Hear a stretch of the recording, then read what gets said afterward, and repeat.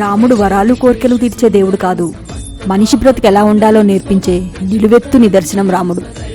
మనిషి జీవితంలో ఎన్ని కష్టాలొచ్చినా సరే వాటిని సహనంతో ఎదుర్కోవడం నేర్పే యుగపురుషుడే రాముడు. ఆ శ్రీరాముడికి ఎన్ని కష్టాలనుకుంటున్నారు? రాజ్యం కోల్పోవడం, 14 ఏళ్లు అడవి పాలవడం, ఆ సీతమ్మ తల్లిని రావణాసురుడు అపహరిస్తే లంకకెళ్ళి యుద్ధం చేయడం. కానీ ఇన్ని జరిగినా కూడా ధర్మం తప్పలేదు. కోపమే తెలియని ప్రశాంతమూర్తి మన రామయ్య తండ్రి. రండ్రా ఆ శ్రీరాముడికి మనసారా దండం పెట్టుకుందాం.